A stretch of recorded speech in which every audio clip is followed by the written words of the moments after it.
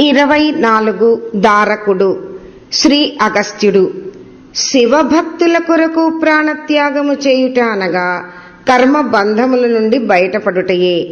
గోస్థలం అను క్షేత్రంలో దారకుడను భక్తుడు ప్రతిదినము నియమబద్ధముగా మహేశ్వరుని ఆరాధించేవాడు. శివునకు శివభక్తులకు ద్రోహము చేసిన వారిని నిర్దాక్షిణ్యంగా చంపివేస్తానని తన వీర ఖడ్గముపై ప్రతిజ్ఞ చేసి ఎదురులేనివాడై తిరుగుచుండేవాడు. ఆ ఊరిలోని శివధర్ముడు అన్న బ్రాహ్మణుడు ప్రతిదినము తన చేతులతో కోసి సేకరించిన పుష్పములను శివాలయమునకు వెళ్లి సమర్పించేవాడు.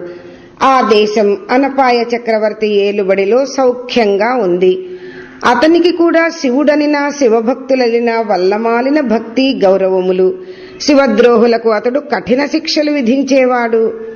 ఆ మహారాజు సేనలో పర్వతము వంటి ఒక ఏనుగున్నది. అది తన మదజల గంధము చేత మిగిలిన ఏనుగులను పరిగెత్తించుచుండేది. దాని దంతములు రాజసికుని అహంకారము వలె నిక్కపొడుచుకొని కొండనైనా పిండి చేయగల పాఠము కలిగి ఉండేవి. అలాంటి ఆ మదగజమును నిత్యము ఊరి పొలిమేరలో ఉన్న సరస్సునందు శుభ్రపరచుటకు మావటి వాళ్లు తీసుకుని పోయేవారు. ఆ సమయములో దాని భీకర వాలకమునకు బెదిరి జనులు అటూ ఇటూ పరిగెత్తుతూ ఉండేవారు. మావటులు దాని వలన కలుగు ప్రమాదమును ముందుగానే హెచ్చరించేవారు. ఒక మధ్యాహ్నపు వేళ వీరభక్తుడైన దారకుడు స్నానం చేయుటకు ఒక దిగుడు బావి వైపుగా వీధులలో నడువసాగాడు. ఆ సమయంలోనే శివధర్ముడు తాను సేకరించిన పుష్పములను ఈశ్వరునికి అర్పించుటకు రాజవీధిలో శివనామ సంకీర్తనము గావిస్తూ పోతున్నాడు. అదే సమయంలో ఆ మదపుటేనుగును కూడా సరస్సునకు తీసుకుపోబడుతోంది.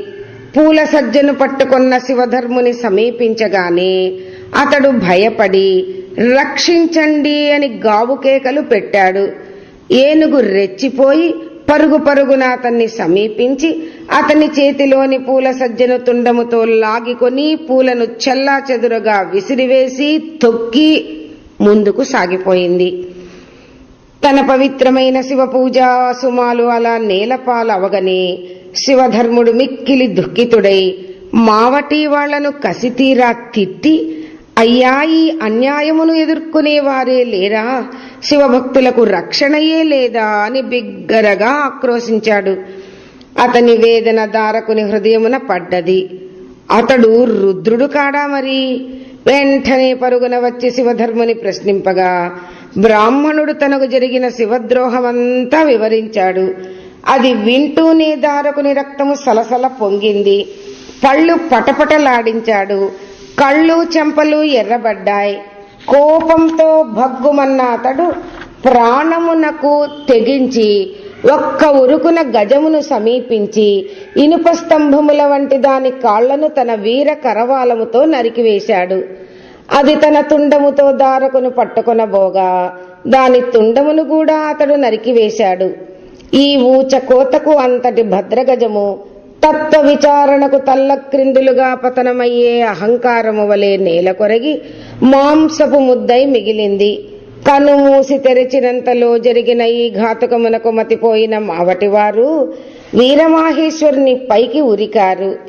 ఇట్టి సందర్భము కొరకే అతని వీర్యము తహతహలాడుతోంది. ఇప్పుడు పంట పండినట్లున్నది.